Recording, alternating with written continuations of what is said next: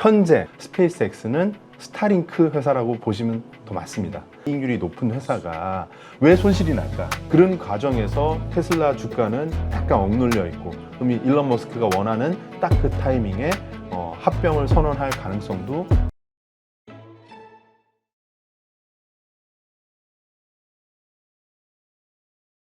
안녕하세요. 815 모니터 가족 여러분. 최근에 젠슨왕 CEO 그리고 일론 머스크 CEO, 샘 올트먼, 그러니까 우리가 AI 시대라고 하면 굉장히 많은 인물들이 거론이 되곤 하는데요. 오늘 이 이야기에 대해서 조금 더 딥하게 혹은 재미있게 풀어주실 분을 모셨습니다. AI 제국의 돈이라고 하는 책을 쓰신 정주용 작가님 모셨습니다. 안녕하세요. 네, 반갑습니다. 네, 네, 안녕하십니까. 오랜만입니다.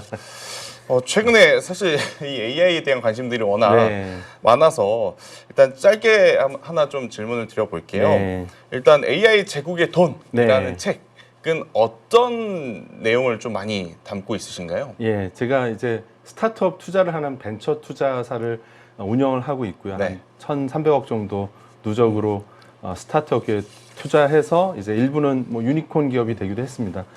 그런 과정에서 이제 글로벌 어떤 스타트업 벤처 트렌드 이런 거 미국의 빅테크가 가장 어떻게 보면은 선두에 있거든요. 그래서 매일매일 뭐 시금을 전폐하고 일론 머스크, 젠슨 황, 뭐 이 책에 나오는 샘 알트만, 뭐 피터 틸, 뭐 팔란티어의 알렉산더 카프, 이런 분들의 이야기를 계속 공부를 할 수밖에 없습니다. 그 공부를 하루라도 이제 소홀하게 하면 투자의 맥락을 잡을 수가 없어요. 그래서 공부를 하다 보니까 이제 쌓이는 내용들을 뭐 이렇게 묵히면 뭐합니까? 지식은 공유하면 2배가 되더라고요. 그래서 이 책을 통해서 좀 작년부터 올해 사이에 있었던 이렇게 따끈따끈한 AI, 로봇, 로켓, 자율주행 뭐 이런 어떤 내용들을 좀 담아봤습니다. 근데 결론은 뭐냐면 이 모든 게 다른 얘기가 아닙니다. 하나로 통하고 사실은 초지능을 향해 가는 어떤 과정 속에 있는 건데, 그런 큰 맥락을 여러분들이 꽉 잡으셔야 개인 투자자로서도 지금 막 마구 달려가는 어떤 시장에서 좀 숨차지 않고 그리고 좀 차분한 평정심을 가질 수 있을 것이다, 이렇게 생각합니다. 네, 그러면 하나씩 좀 여쭤보도록 하겠습니다. 이번 달에 가장 큰 행사라고 하면 스페이스X IPO 이야기들을 많이 하잖아요. 최근에 이제 분기 순손실을 기록함에도 불구하고 공모 가치가 지금 계속 부르는 대로 값이거든요. 뭐 향간에는 공모 가치를 좀 내려놨다는 이야기에 또 일론 머스크가 바로 반박 기사를 냈더라고요. 아니다고. 작가님이 보시기에는 최고 2조 달러를 책정한 그들만의 어떤 근거라고 하면 무엇이 있는 것으로 보이세요? 일단은 스타링크 기업 가치가 거의 대부분입니다. 왜냐하면 매출과 영업이익의 거의 대부분이 스타링크, 그러니까 적에도 위성에서 나옵니다. 그러니까 완전히 뭐 우주를 향해서 가고 지구를 떠나서 다행성 종족으로 가고 이런 건요 미래적인 이야기고, 현재 작년 기준으로, 최근 분기 기준으로 스페이스X는 스타링크 회사라고 보시면 더 맞습니다. 그럼 왜 손실을 날까? 왜냐하면 스타링크는 돈을 버는 회사입니다. 수조 원의 영업이익이 나고 에비타, 그러니까 감가상각전 영업이익은 그 이익률이 60%에 육박합니다. 이렇게 정말 온라인 게임 회사 못지않게 이익률이 높은 회사가 왜 손실이 날까? 정답은 XAI, AI에 있습니다. 그룹을 먹여 살리느라고 스페이스X가 주주가치가 훼손될 정도로 손실을 내고 있습니다. 근데 이 손실의 규모가 앞으로 더 커질 것이라는 게 더 우려가 되는 포인트인데, 어떻게 보면 일론 머스크 입장에서는 이게 가장 최적의 솔루션이었을 수도 있어요. 왜냐하면 스페이스X는 돈을 많이 벌죠. 과거에는 안 그랬죠. 10년 전에는 돈 까먹던 회사였죠. 근데 그록은 지금 엄청나게 돈을 까먹죠. 근데 3년, 5년 후에 가장 기대가 되는 진주가 될 수 있잖아요. 그러면 돈 잘 버는 캐시카우인 스페이스X로 미래 유망주인 우리 그록을 매겨 살리자. 이게 말이 되는 거죠. 그래서 상장한 다음에 XAI를 인수하기는 어려웠을 거예요.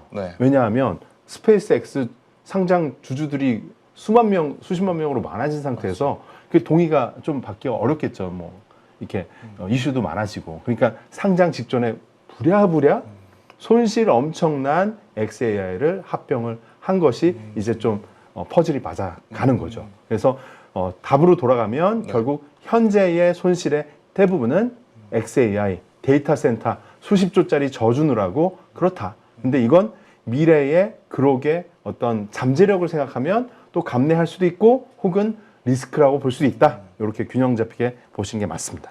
그러니까 여기서 그러면 한 가지 네. 좀 궁금한 점은 왜 스페이스X는 이 특허를 네. 내지 않는가? 네. 왜냐하면 이 특허라고 하는 게 결국엔 신성장 아니면 기술 테크 기업들에게는 어떻게 보면 맞아요. 네. 정말 중요한 그 본인들을 방어할 수 있는 수단 네. 중에 하나잖아요. 네. 한 이런 생각도 듭니다. 워낙 진입 장벽이 높기 때문에 네. 안 해도 니들이 한번 해볼 테면 해봐 이런 마인드인 건지 아니면 또 네. 어떤 히스토리가 있는 건지 그게 궁금하거든요. 뭐 말씀 주신 그 내용이 정답 중에 하나입니다. 예, 그래서 하나씩 좀 약간 분해를 해서 네. 해부를 해보면 네. 요런 이제 분석 내용은 저희 그래비티 인사이트 네이버 프리미엄 컨텐츠에 올라와 있는 내용이고요. 네. 저희가 일주일에도 몇 개씩 이렇게 올려놓으니까 많은 관심 부탁드립니다. 그래서 오늘 아침에 따끈따끈하게 제가 네. 8.15 모니터 나오기 위해서 아침 8시 반에 네. 업로드한 내용이고요. 아마 이런 내용들이 지금 상장 신고서 내용에서 이렇게 좀 발라서 본 분은 많지는 않았던 것 같아요. 그래서 제가 말씀드리는 내용은 뭐냐면 특허를 가지고 법정에서 싸우는 거는 일론 머스크는 그럽니다. 그거는 이제 겁쟁이들이 하는 짓이라고 그러면서 자기는 굳이 특허 가지고 나는 보이지 않는 곳에서 숨긴다. 왜냐하면 숨겨도 알 방법이 없다. 그 이유를 말씀을 드리겠습니다. 일단 기술 되게 많습니다. 재사용 로켓, 뭐 메탄 연소의 랩터 엔진, 그리고 스타쉽의 급속된 어떤 반복 제조 공정, 그리고 스테인리스 스틸에 대한 거, 그리고 또 올려가지고 그 우주 공간에서 막 그 위성을 네. 빠른 속도로 막 날리거든요. 그리고 앞으로는 우주 데이터 센터에 대한 기술까지 많겠죠. 예. 그런데 스타링크 관련된 특허는 상당히 있어요. 근데 로켓 관련된 발사체에 관련된 특허는 내질 않습니다. 빵입니다. 근데 그냥 오피셜리 얘기하는 거는 나는 겁쟁이가 아니라서 이걸 안 낸다 이렇게 얘기하지만 사실 그렇지 않습니다. 왜냐하면 특허를 올려놓는 순간 이거는 레시피 북이 된다는 거예요. 공개가 되는구나. 네.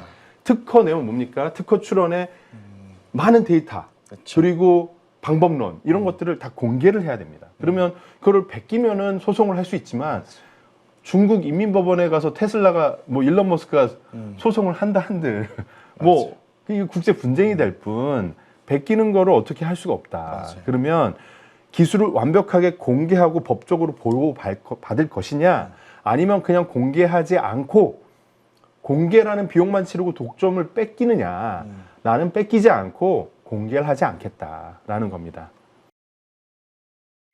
그러니까 어떻게 보면 네. 기술력에 있어서 지금 스페이스X가 취할 수 있는 가장 최선의 어떤 선택인 맞아요. 거죠. 네. 왜냐하면 안 맞습니다. 그러면 또 중국 기업들이 또 쫓아오는 것도 맞아요. 신경 쓰니까. 그리고 특허는 20년 정도 이렇게 법적으로 그 한정된 기간이 지나가면 또 의미가 없어집니다. 그렇기 때문에 무기한의 어떤 영업 비밀은 회사 안에서 지키면은 이거는 계속 그 기한 없이 지킬 수 있잖아요. 그렇죠.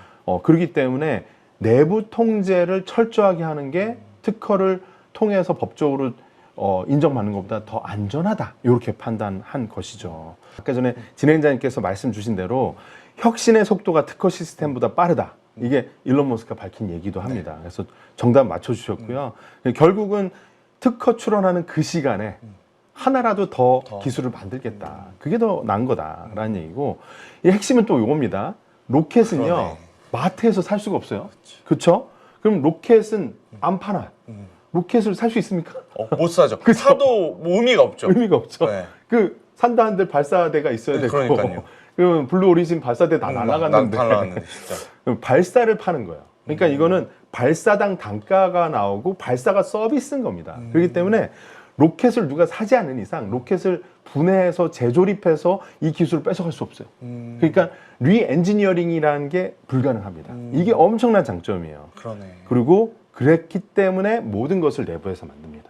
근데 일부 부품들 한국에서 갖다 쓰는 게 있어요. 네. 주목해 보시기 바랍니다. 왜냐하면 그만큼 일론 머스크도 탐낼 만한 기술이 한국의 소재 부품 장비에서 있다라는 거거든요. 엄청난 한국 기업들입니다. 그래서 이런 내용들. 그래서 근데 왜 도대체 스타링크는 특허를 낼까라고 보면 스타링크는 위성이 작잖아요. 네. 위성은 베낄 수가 있죠. 뜯어볼 수 있다면 특허로 묶자라는 겁니다. 그래서 일론 머스크를 하나로 보면은 일관성이 있는 겁니다. 뜯어볼 수 있는 건 특허로 내고 어떻게 해도 뜯어볼 수 없는 로켓 같은 거대한 제품은 뜯어보지 못하기 때문에 굳이 특허로 안 낸다. 네. 그래서 하이브리드입니다. 완전히 빵 퍼센트 하나도 특허를 안 낸다 이게 아니라 낼 필요 없는 건 안 내고 내야 하는 건 내는 아주 실용적인 전략을 취하고 있는 거죠. 일론 머스크 정말 똑똑합니다. 그러니까 결국엔 표면적으로는 네. 뭐 안 하는 척하지만 네. 취할 수 있는 것은 명확하게 지금 취해가면서 예. 하고 있다라는 거죠. 네. 그러면 네. 지금 XAI에 대한 이야기를 좀 한번 해볼까요? 네, 너무 좋죠. 네. 돈을 잘 벌고 있는 와중에 네. XAI는 아마 일론 머스크 입장에서도 지금 투자를 안 하면 안 될 것 같다 이렇게 또 생각할 수밖에 없는 분야잖아요. 맞습니다. 분기당 25억 달러의 적자임에도 불구하고 AI 인프라에 투자를 하는 것에 대해서는 작가님은 어떻게 평가를 하고 계세요? 이 부분이 사실은 많은 분들이 우려를 하는 포인트일 거예요. 그래서 AI발 버블이 오는 포인트가 이게 아니냐. 네. 이런 걱정 많으신데 사실 조금 다른 시각으로 봐볼게요. 이게 버블이 터지는 거를 막는 방법이 스페이스X 상장이었다라는 거예요. 스페이스X는 상장이 되면서 XAI를 합병을 해서 상장을 하잖아요. 네. 그렇기 때문에 스페이스X의 막대한 현금 창출 능력으로 이번에 펀딩만 해도 100조가 넘게 될 거거든요. 그러면 망하지 않겠죠. 그럼 의사결정은 누가 합니까? 일론 머스크가 하는 거죠. 네. 그래서 일론 머스크는 생각하는 겁니다. XAI를 품고 갈 만큼 XAI의 미래는 너무 명확하다. 이게 손해가 될 것 같고 자기의 3년, 5년 후 주가랑 마이너스가 날 거라고 생각하면 이 사람이 이렇게 판단하지 않겠죠. 왜냐하면 테슬라에 대한 지분율은 10% 초반이에요. 근데 스페이스X에 대해서는 40%가 넘고 그리고 의결권은 70, 80%에 육박합니다. 그야말로 스페이스X는 자기 몸통이에요. 근데 이 몸통에다가 아까운 손실 나는 걸 붙이는 이유는 다 있겠죠. 이유가. 그래서 이번에 증권신고서에도 뭐라고 나오냐면 명실상부하게 스페이스X는 다른 미국의 빅테크 상장상 다르다. 네. 형식적으로 어떻게 다르냐면 컨트롤드 컴퍼니라고 어떤 정의가 돼 있습니다. 아주 명시적으로 정의가 되어 있는데 그게 뭐냐면 완전 어떤 한 사람에 의해서 50% 이상이 온전하게 지배되는 회사. 그런 회사가 많지 않아요. 엔비디아도 젠슨 왕의 지분율이 요만큼입니다. 맞아요. 예, 뭐 애플 지금 뭐 사실 주인이 딱히 없는 회사죠. 구글도 마찬가지입니다. 그런데 이 스페이스X만큼은 거의 우리나라 뭐 그 재벌 사주보다도 더 강력한 재벌들도 사실 그렇게 20, 30%대 지분율을 갖고 있지 않거든요. 그래서 사실 이 스페이스X를 통한 XAI의 어떤 막대한 손실을 품고 가겠다라는 거는 일론 머스크가 이 생성형 AI를 단순히 텍스트로 쓰는 게 아니라 물리적 공간에 우주를 이해하겠다. 그래서 우주 공간을 탐험할 때 꼭 필요한 하나의 요소로 바라보고 있는 것이고 그래서 여러분 잘 보셔야 되는 게 그록도 꼭 써보셨으면 좋겠어요. 그록에 동영상 추출하는 역량을 한번 봐보시면 특화가 많이 돼 있습니다. 그건 뭐냐면 테슬라 자율주행 그리고 스페이스X가 로켓을 쏠 때 다 이미지 인식과 동영상에 대한 어떤 물리적 공간에 대한 이해잖아요. 네. 그런 측면에서 그록은 엄청나게 특화되어 있습니다. 그래서 이걸 어떻게 물리적 공간, 피지컬 AI로 일론 머스크가 휴머노이드 로봇, 옵티머스 이런 데도 또 활용할 가능성이 높거든요. 그래서 앞으로 계속 주목을 해봐야 되고요. 그 리스크 테이킹은 온전히 일론 머스크가 했다라는 겁니다. 그러니까 결국에 일론 머스크는 본인의 제국을 지금 하나씩 네. 맞춰가고 있는 과정이라고 좀 보여지는데 맞습니다. 여기에 이제 또 우리는 이해관계를 생각 안 할 수는 없잖아요. 네, 한쪽이 강하면 한쪽이 또 약해지지 않을까 이런 네. 걱정들.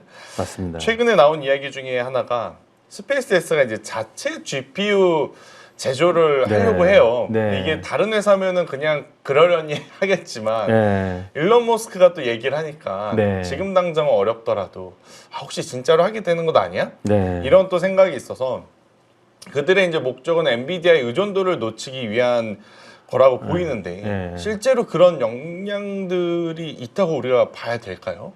저는 이제 테라팹 발표 때도 그랬고 일론 머스크가 지금 현재 기준으로 반도체 분야에서 아무리 일론 머스크라고 하지만 1년, 2년, 3년 안에 뭐 엔비디아면 엔비디아, 뭐 TSMC, 삼성 다 지금 어떻게 보면은 반도체를 자기 수직 계열화 하겠다는 네. 거는 이들을 경쟁자 삼겠다는 건데 이걸 3년 안에 하기는 쉽지 않다라고 생각합니다. 왜냐하면 그 수율의 이슈도 있고 설계 전문성도 있고 당장 노광 장비 확보하는 것도 아주 핵심적이거든요. 그리고 요즘 뭐 첨단 패키징 이런 것, 뭐 TSMC의 역량 이런 것도 그런 아주 세부적인 소부장의 역량이 갖춰지지 않고 내재화되지 않으면 뭐 삼성도 힘든 그런 거지 않습니까? 엄청나게 삼성과 TSMC가 경쟁을 하고 있는 그런 건데 그거를 뭐 하루 이틀 안에 그게 된다라는 건 불가능하다고 보입니다. 하지만 일론 머스크가 이런 나도 할 수 있어, 나도 할 생각이 있어라고 하는 거는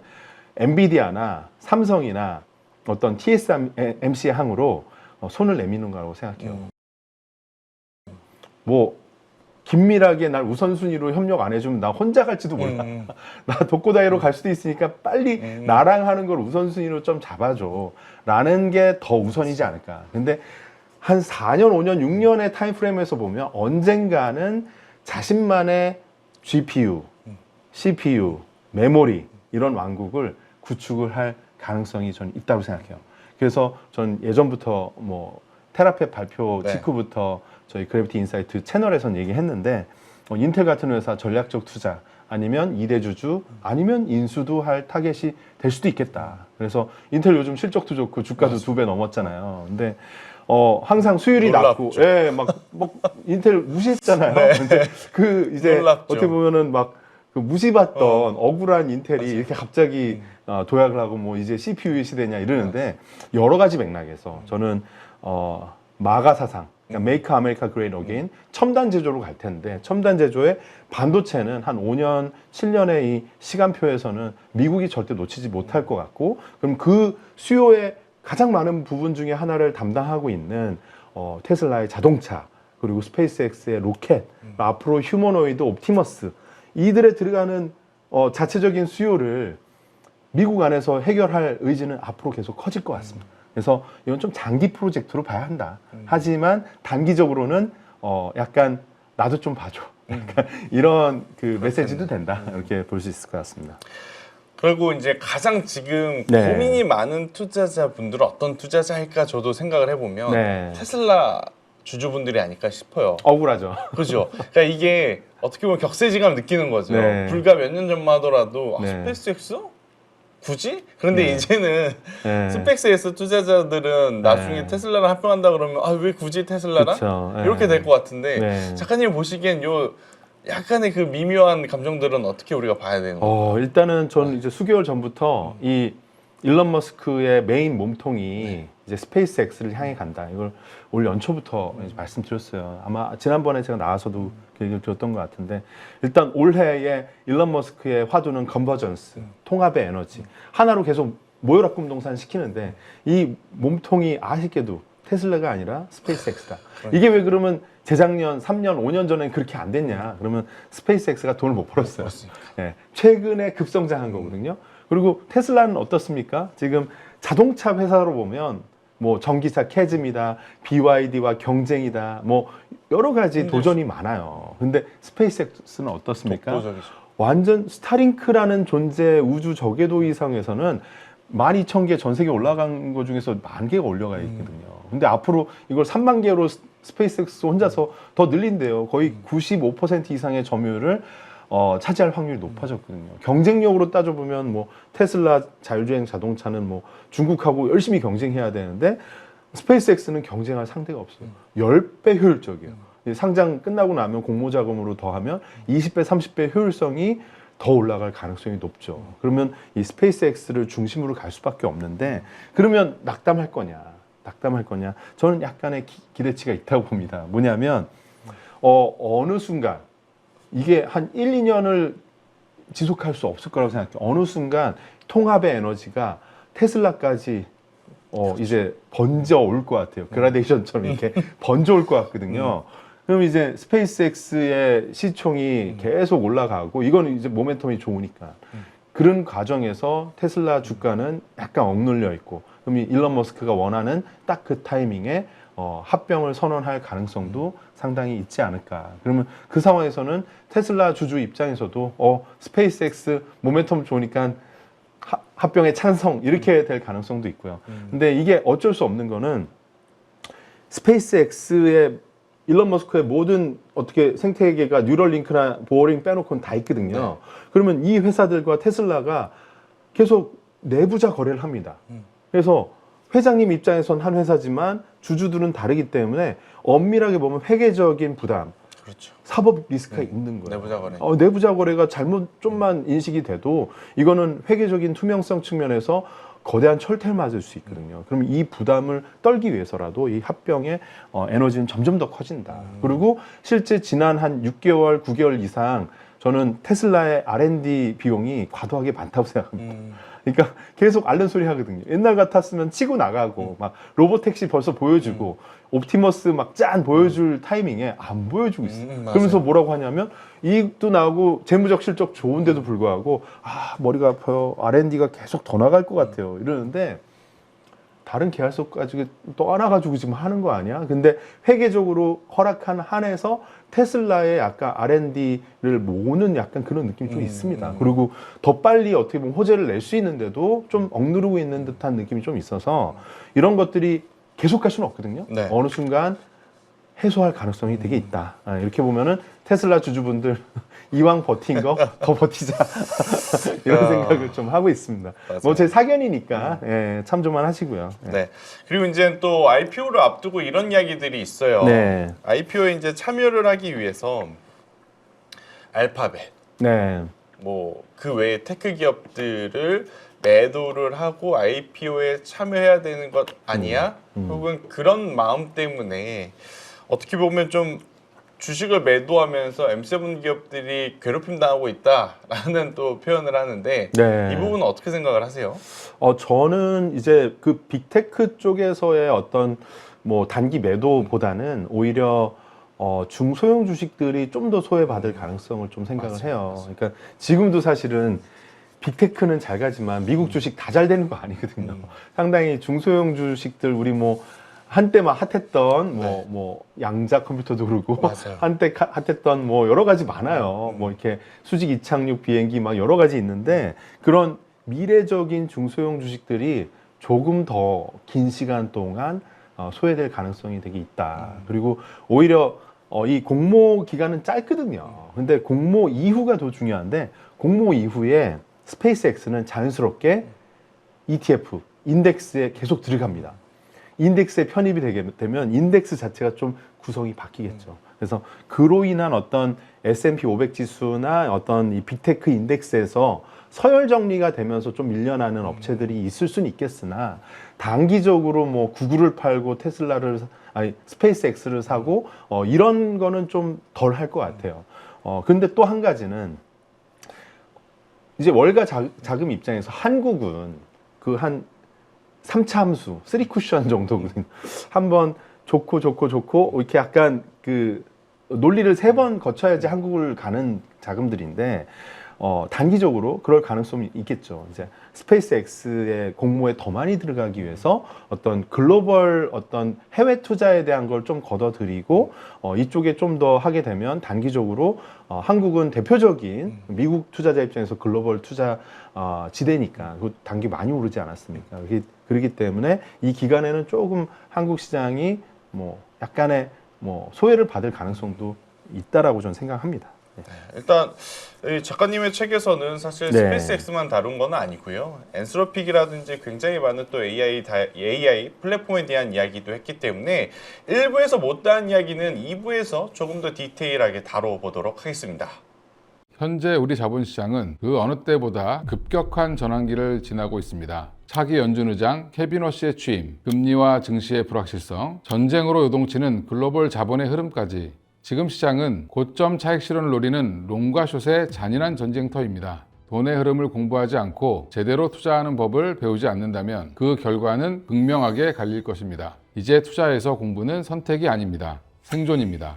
주도 섹터를 선점하는 방법부터 기업의 실질적 가치를 분석하는 기준, 차트 기반의 매매 원칙 수립까지 즉시 강력한 무기가 되는 저만의 노하우를 모두 쏟아붓겠습니다. 이 거대한 소용돌이 속에서 진짜 살아남을 주도 섹터와 실질적 기업 가치가 천금을 결정할 것입니다. 이번 6월 실전에 더 강한 투자를 통해 대전환기의 승자가 되시기 바랍니다.